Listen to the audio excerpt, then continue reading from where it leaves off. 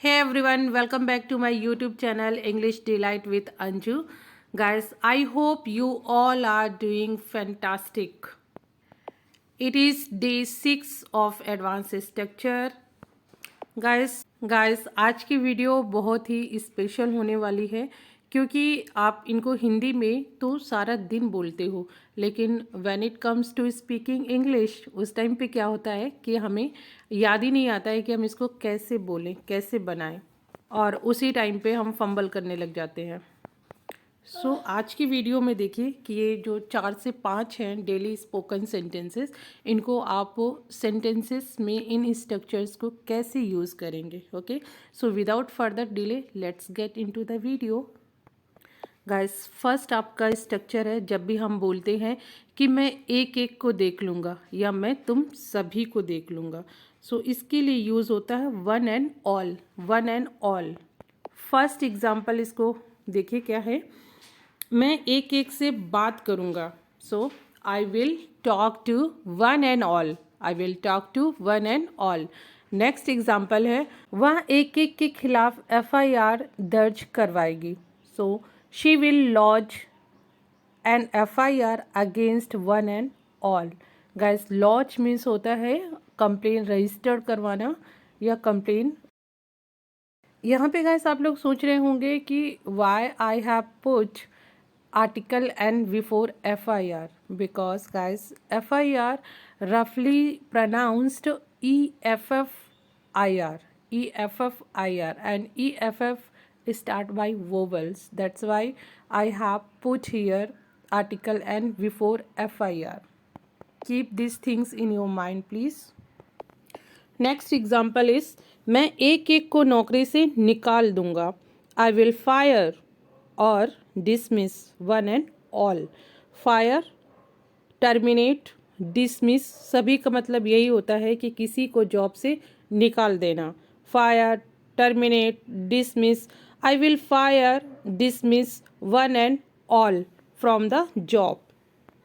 Guys, next बहुत ही useful आपका advance structure है can't get enough of something. किसी चीज़ के लिए पर्याप्त ना हो पाना, मिल पाना।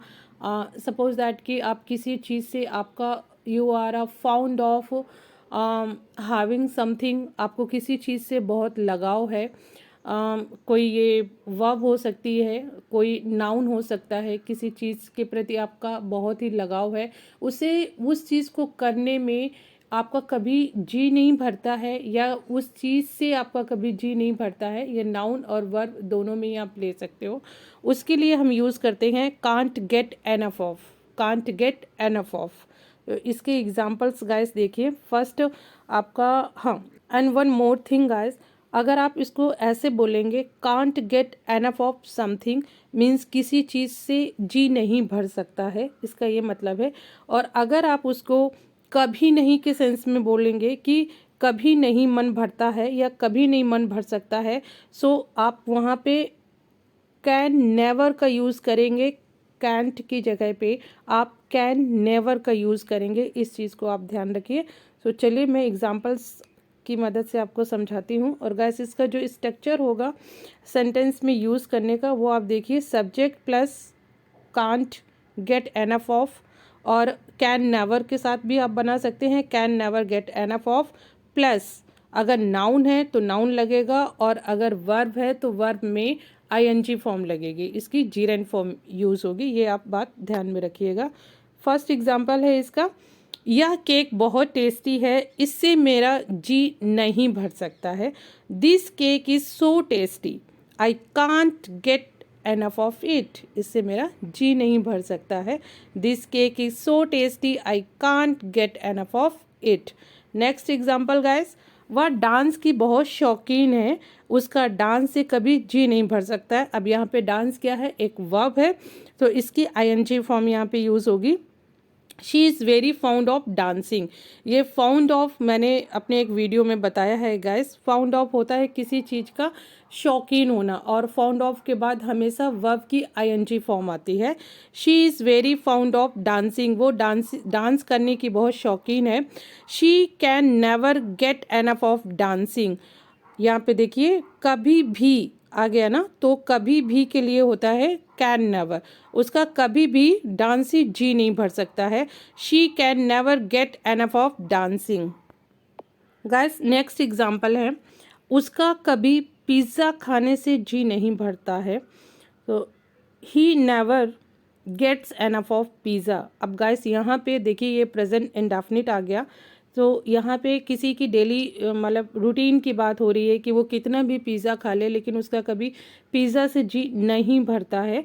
सो ही नेवर गेट्स, यहाँ पे सिंगुलर थर्ड पर्सन की बात हो रही है इसलिए यहाँ पे गेट्स आया है, एस लगा हुआ है।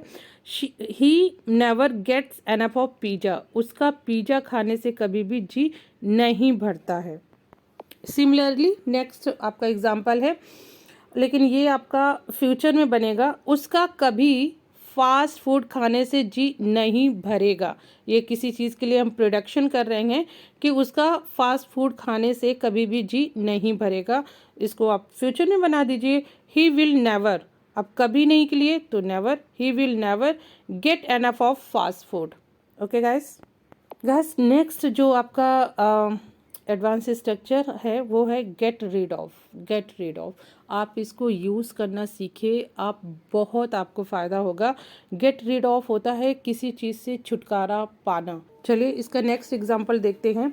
मैं अपने बॉस से परेशान हो गया हूँ और इस नौकरी से अब छुटकारा पाना चाहता हूँ।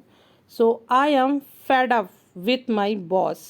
फेड अप मीन्स परेशान हो जाना, किसी चीज़ की अति हो जाना।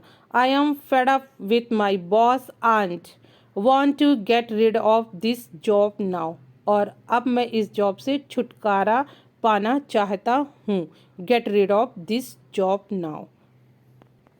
गाइस नेक्स्ट एग्जाम्पल है, मैं इंग्लिश बोलने टाइम अपनी हेजिटेशन से छुटकारा पाना चाहता हूँ। So I want to get rid of my hesitation while speaking English. English बोलते समय जो मेरी हेजिटेशन है उससे मैं छुटकारा पाना चाहता हूँ। गाइस नेक्स्ट एग्जाम्पल है, मैं रोज़ के झगड़े से छुटकारा पाना चाहता हूँ। So I want to get rid of everyday quarrel. Next example, मैं अपनी पुरानी बाइक से छुटकारा पाना चाहता हूँ। I want to get rid of my old bike. Guys, next जो आपका, आप उसको idiom भी कह सकते हैं, ये है break a leg. Break a leg इसका मतलब ये नहीं है कि किसी की टांग तोड़ दो, लेकिन बहुत ही आजकल यूज़ होता है, इनफॉर्मल में यूज़ होता है, फॉर्मल में तो नहीं यूज़ होता है। ब्रेक अ लेग इसका मतलब होता है good luck, give a good performance. अगर कोई किसी अच्छे काम के लिए जा रहा होता है, कोई आपका इंटरव्यू देने जा रहा है, कोई कुछ परफॉर्मेंस देने जा रहा है, सो आप उसको बोल सकते हैं break a leg, break a leg, break a leg.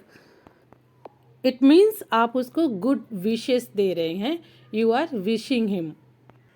So first example है, आपको कामयाबी मिले सैम। ये सैम है कोई, उसके लिए बोला जा रहा है आपको कामयाबी मिले सैम, मुझे यकीन है कि तुम्हारा प्रदर्शन बहुत अच्छा होगा। तो इसको कैसे मिले बोलेंगे, break a leg Sam, I am sure your performance will be awesome. Next example है, मंच पर जाने से ठीक पहले रमन्स के परिवार ने उससे कहा भाग्य तुम्हारे साथ हो। अगर ऐसे बोलते हैं तब भी आप ब्रेका लेग का यूज़ कर सकते हैं। मंच पर जाने से ठीक पहले रमन की फैमिली ने उससे कहा भाग्य तुम्हारे साथ है या साथ हो। इसको बोलेंगे Raman's family told him to break a leg right before he went up on stage. Stage में जाने से ठीक पहले, राइट बिफोर मीन्स ठीक पहले, he went up on stage, stage में जाने से पहले रमन्स की फैमिली ने बोला good luck, break a leg. Guys next जो आपका स्ट्रक्चर है वो है easier said than done. Easier said than done, कहना आसान है लेकिन करना मुश्किल है, आसान नहीं है। ये बहुत ही यूज़ होता है गाइस। और पहला आप इसका एग्जांपल्स देखिए, सुबह मॉर्निंग वॉक के लिए उठना या कहना आसान है लेकिन करना मुश्किल है. So getting up for a morning walk is easy to say but difficult to do. Next example है, यह कहना आसान है कि घर के काम बहुत सरल है लेकिन करना बहुत मुश्किल है. गाइस, क्या होता है कि कई लोग डोमिनेट करते हैं एक हाउस वाइफ को कि भाई क्या है घर के काम, आप लोग करते ही क्या हो सारा दिन, कुछ भी तो नहीं होता है. तो आप इसको ये बोल सकते हैं, यह करना आसान है, ये कहना आसान है कि घर के काम बहुत सरल है लेकिन करना बहुत ही मुश्किल है. इट इज़ ईजी टू से, और इट इज़ को कॉन्ट्रैक्शन में कीजिए तो इट्स बोलिए. It's easy to say that household chores are very simple but very difficult to do. Means when it comes to doing, then आप कह सकते हैं कि नहीं बाबा ये तो बहुत मतलब ईजी नहीं है, केवल कहने को ईजी है, करने में ईजी नहीं है. सो ये गाइस इसका एग्जांपल है. Easier said than done. Easier said than done means कहना आसान है लेकिन करना मुश्किल है, आसान नहीं है. सो गाइस, ये आज का वीडियो था, ये आपके स्ट्रक्चर्स थे. आई होप कि आपको बहुत मज़ा आएगा ये सीखने में. आप ये सारे ये सारे सिचुएशनल बेस इंग्लिश है. ऐसा ये नहीं है कि एक बार आपने लर्न कर लिए तो ये मतलब छूट जाएंगे. नहीं नहीं, ये बिल्कुल जो डे टू डे लाइफ में यूज़ होता है वो गाइस मैं आपको बताती हूँ.